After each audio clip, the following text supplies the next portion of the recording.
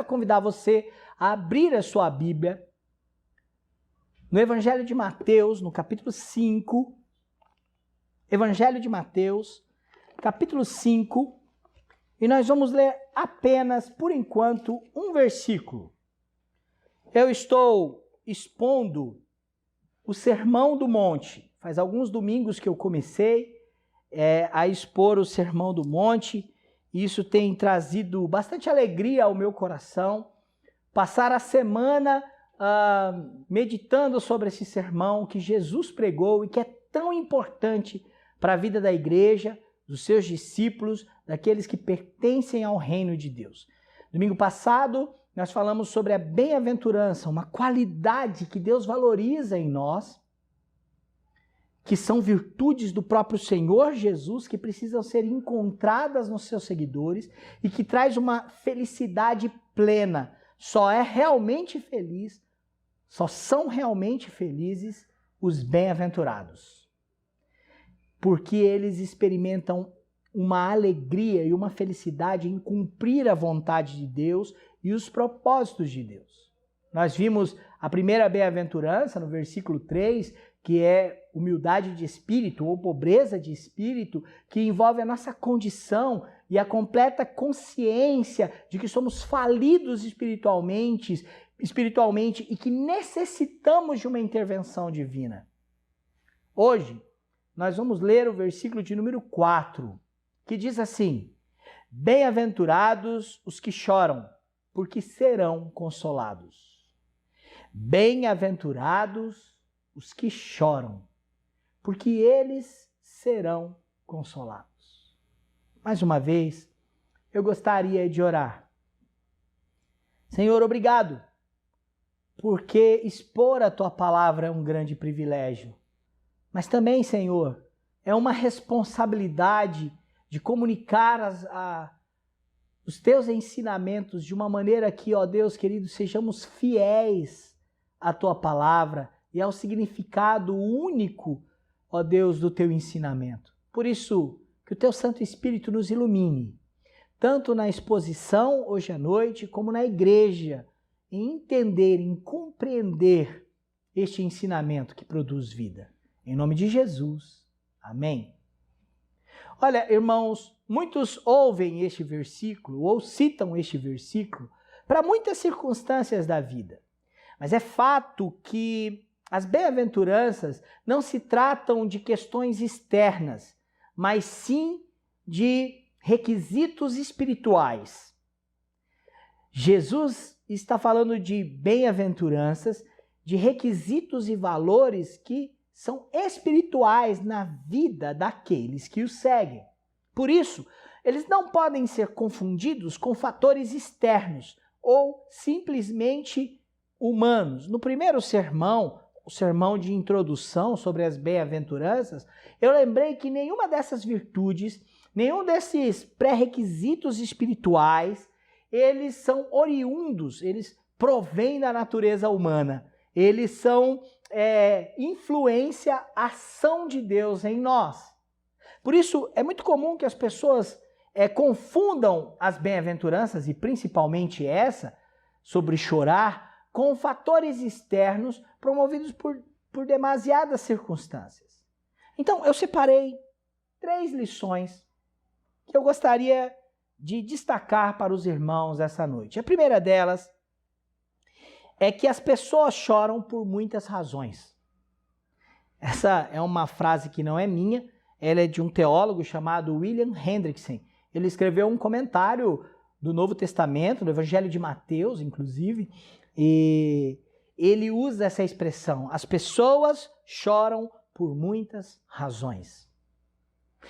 E muitas vezes elas olham para esse texto e acham que Jesus está falando de todo tipo de choro, de todo tipo de lágrima e de pranto.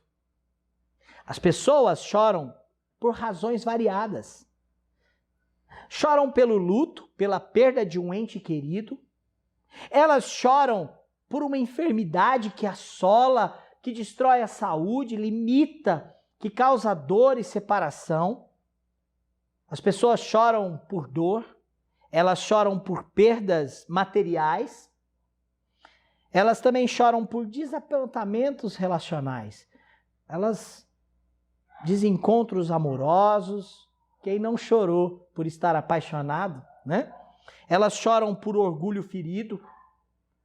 As pessoas choram por tragédias, em meio às tragédias. É claro que Deus não se torna alheio a estas razões pelas quais os seres humanos choram. Mas o texto bíblico das bem-aventuranças não se refere a este tipo de choro. Porque as pessoas choram por muitas razões. E é muito comum você ver a pessoa chorando ou por luto, ou por uma enfermidade, ou por uma tragédia, ou por um desapontamento relacional, amoroso, e as pessoas citarem o versículo da bem-aventurança: bem-aventurados que choram, porque eles serão consolados. Não se trata destas razões. Embora eu volto a dizer que Deus não está alheio a este tipo de lágrima, a este tipo de pranto, a dor do ser humano, as nossas limitações e mazelas. Deus não está alheio a elas. Mas as pessoas choram por muitas razões, e estas não são a da bem-aventurança dos que choram. Olha, não é um ensinamento que aqueles que choram por aflições, tristezas comuns na vida natural deste mundo é que são felizes. Não. Não se trata de uma reação a circunstâncias difíceis. É mais do que isso. A reação do mundo, a reação do homem natural, no seu estado natural, até mesmo religioso, ou dos que não são religiosos, é olhar para essa bem-aventurança com desconfiança, ou olhar apenas para a promessa dela: serão consolados. Por isso que muitas pessoas preferem interpretar este texto no ponto de vista do sofrimento natural do ser humano, do choro natural por conta de circunstâncias desfavoráveis deste mundo. Porque elas querem aliviar o choro e o sofrimento, então elas dão ênfase na promessa: olha, serão consolados. Mas esta reação mundana, religiosa, do mundo religioso, do mundo contemporâneo, ela é negativa a chorar pelo sentido certo. Ela não vê o choro como algo bom. Martyn Lloyd-Jones, comentando a bem-aventurança do Sermão do Monte, ele diz: a filosofia do mundo estipula o seguinte: esqueça-se de suas dificuldades, volte as costas para ela e faça de tudo quanto estiver ao seu alcance para não ter que enfrentá-las. Seja tão feliz quanto lhe for possível. Seja-lhe tão feliz quanto lhe for possível. Dê as costas, ignore o sofrimento, a tristeza. Não chore. Não chore. Martyn Lloyd-Jones lembra que esta é a filosofia mundana, terrena, carnal. O mesmo texto do Evangelho de Lucas, um texto paralelo ao Evangelho de Mateus, porque o evangelista Lucas narra as bem-aventuranças numa perspectiva diferente, mas com o mesmo sentido de mensagem. No capítulo 6 do Evangelho de Lucas, no versículo 25, eu vou ler só a parte B do verso 25, tá bom? Em que ele fala dos que choram e que Deus trará alegria para os que choram, mas há um ai. Depois das bem-aventuranças no Evangelho de Lucas, há uma sequência de ais, que são expressões de juízo. Ai na Bíblia é uma expressão de juízo. Então tem as bem-aventuranças, lá no Evangelho de Lucas, e depois do Evangelho de Lucas você tem o juízo de Deus manifestado nas pessoas que não têm as virtudes dos bem-aventurados. E olha o que ele diz sobre aqueles que não choram. Olha, presta atenção no verso 25b de Lucas 6. Ai de vós, os que agora rides, porque é a vez de lamentar e de chorar. Então, Jesus não está falando também para negar a tristeza ou o choro por este motivo da bem-aventurança. Então lembre-se, a filosofia do mundo vai olhar com desconfiança e vai tratar a ênfase do consolo como a prioridade. Mas bem-aventurados é quem chora por um motivo especial. Porque as pessoas choram por muitas coisas, mas têm a tendência de chorar pelo motivo da bem-aventurança.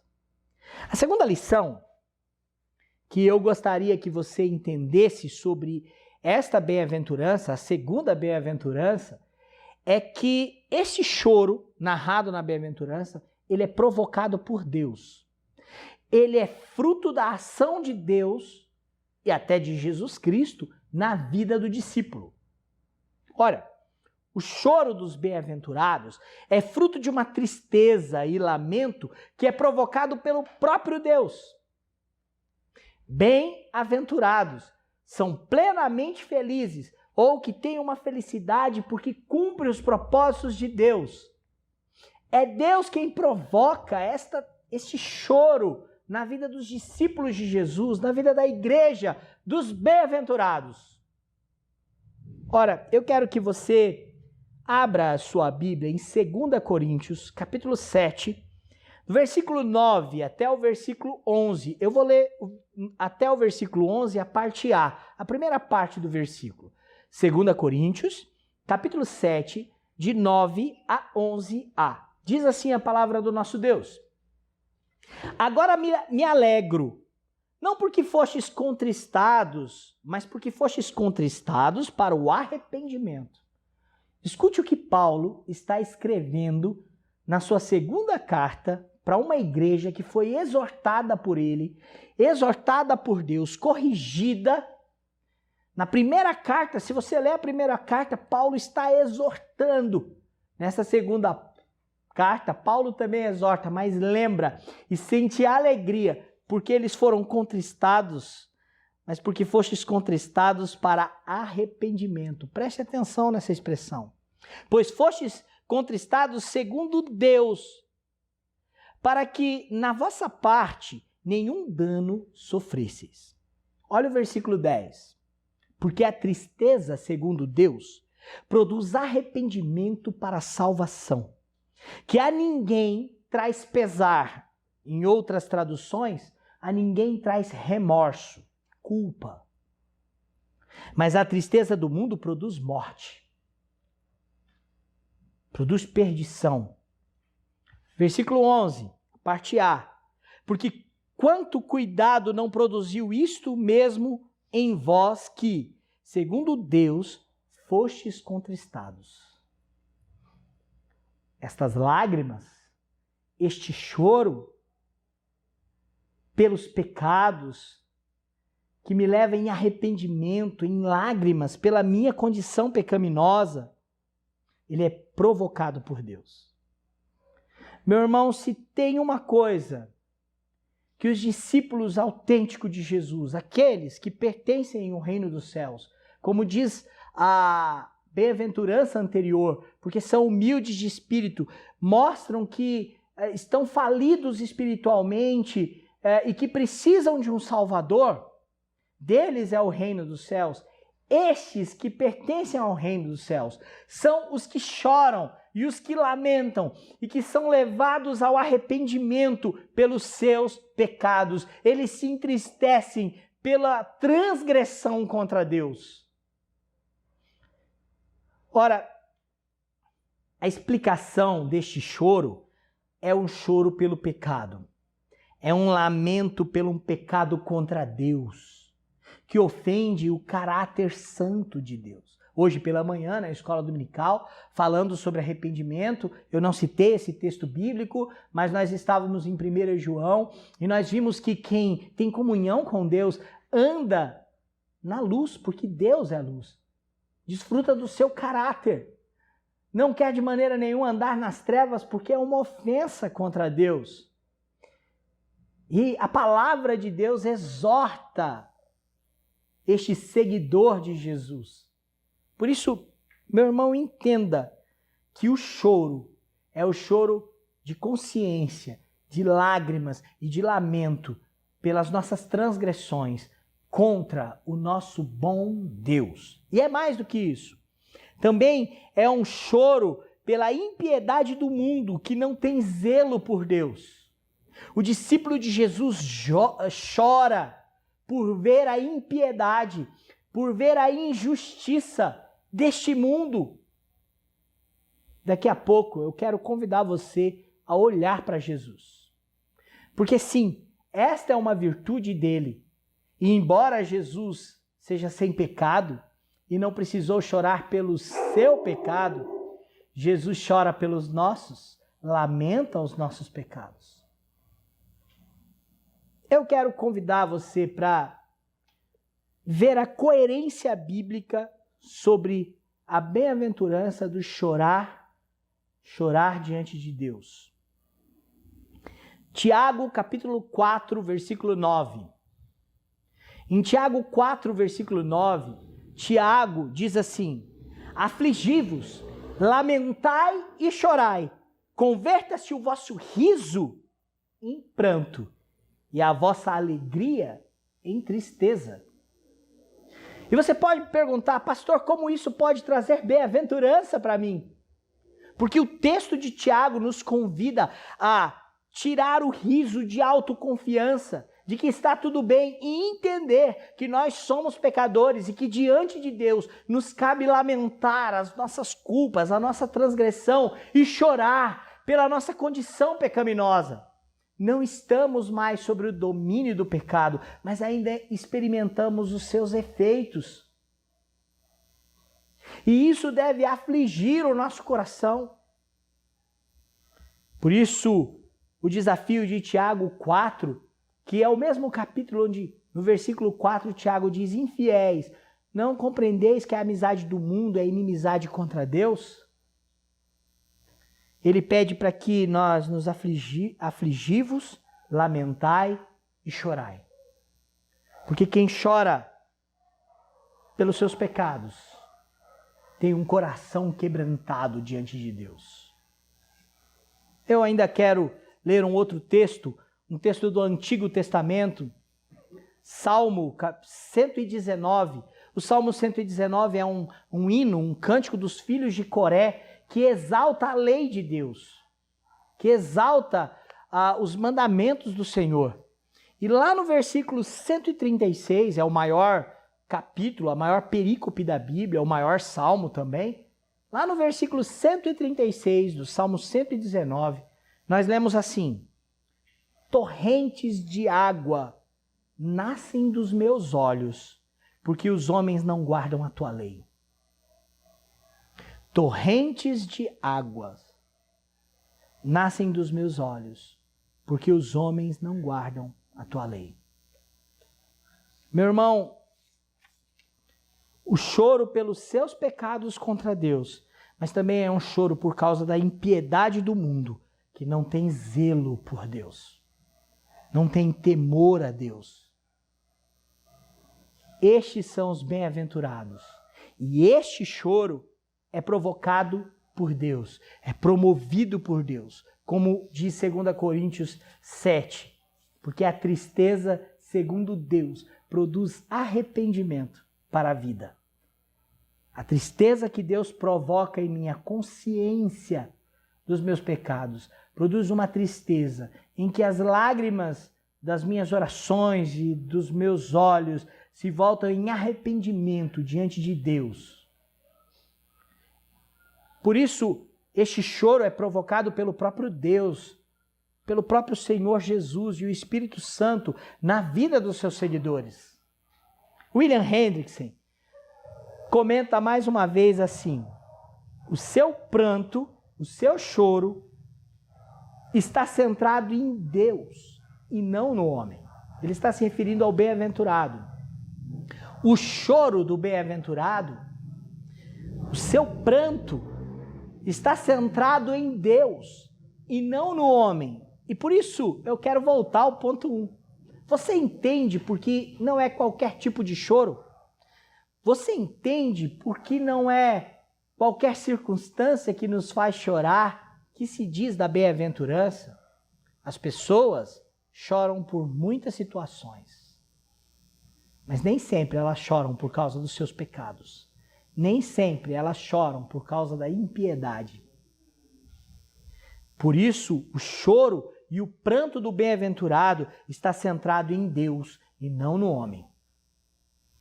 Eu quero, para a terceira característica, terceiro ponto que eu quero citar sobre a bem-aventurança dos que choram, bem-aventurados os que choram, é o consolo do eterno. A bem-aventurança aponta para uma promessa maravilhosa. Assim como os humildes de espírito são os que pertencem ao reino dos céus, no reino dos céus só habitam aqueles que são humildes de espírito, no reino de Deus, também este consolo e esse tipo de consolo pelo pecado, este tipo de consolo que é provocado por Deus, pela nossa situação pecaminosa, só experimenta os bem-aventurados.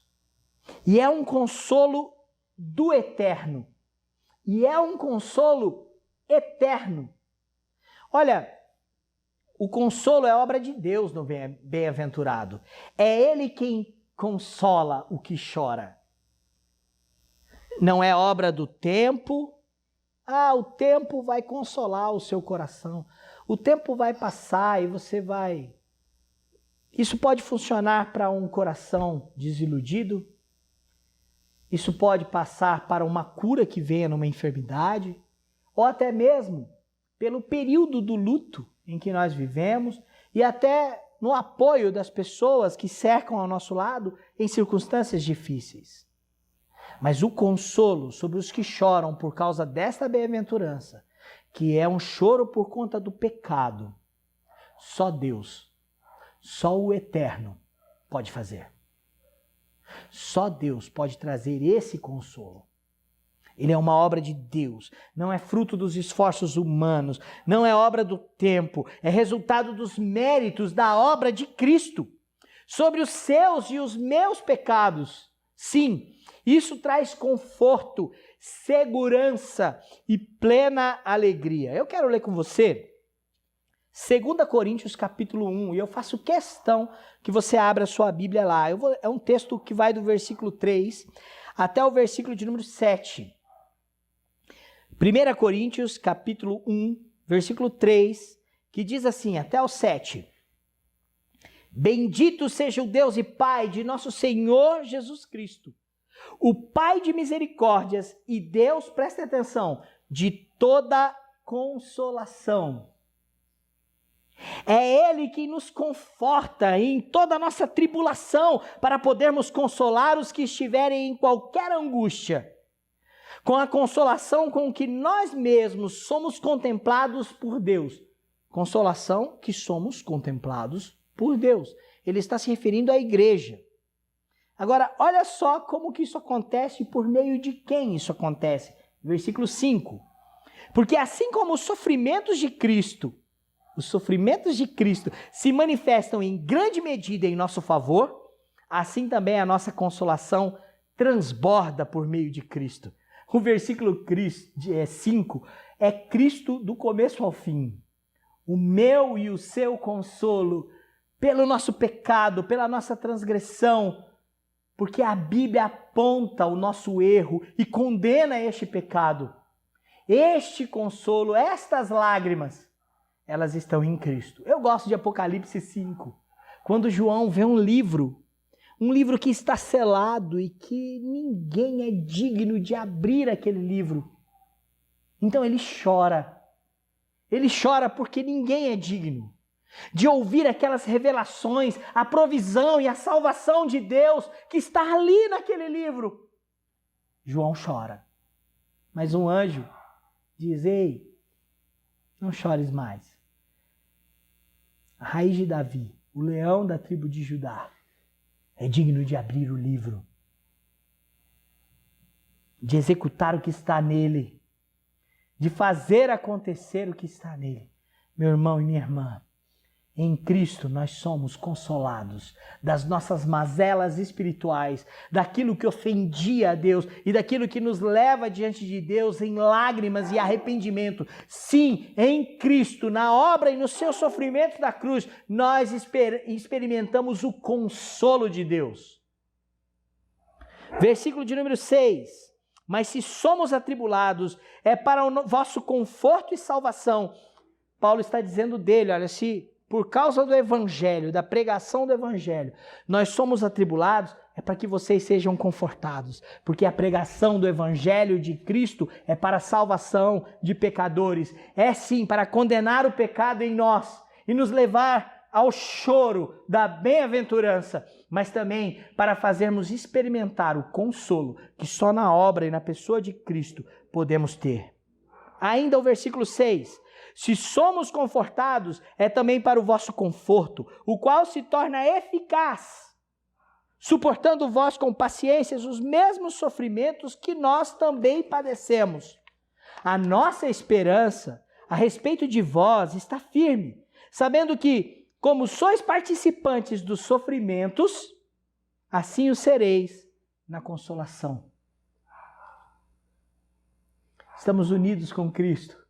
Estamos unidos com a mensagem da igreja em proclamar o evangelho. E isso traz consolo para a vida da igreja. Por isso, busque consolo em Deus. Quanto aos seus pecados, quanto às suas transgressões, quanto àquilo que o próprio Deus promoveu, a tristeza, segundo Deus, produz arrependimento. E isso traz vida e salvação, e não pesar. Ele nos consola. Busque este consolo na obra de Cristo, na segurança do que Ele fez na cruz, em favor de redimir os nossos pecados. Sim, Ele padeceu por nós, como Isaías 53 diz. E assim nós seremos consolados. Eu gosto dos últimos capítulos da Bíblia. Apocalipse capítulo 21, por exemplo, versículo 4, é um texto que a gente cita bastante, que diz: e lhes enxugará dos olhos toda lágrima. Presta atenção no que diz o texto, porque ele é uma referência ao livro do profeta Isaías.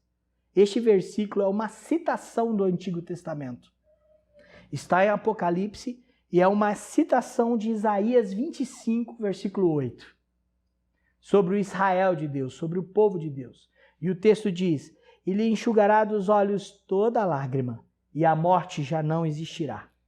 Já não haverá luto, nem pranto, nem dor, porque as primeiras coisas já passaram. Não haverá mais pecado, não haverá mais a influência do pecado. Enquanto nós nos preparamos para terminar este momento de mensagem, eu quero concluir convidando você a olhar para Jesus.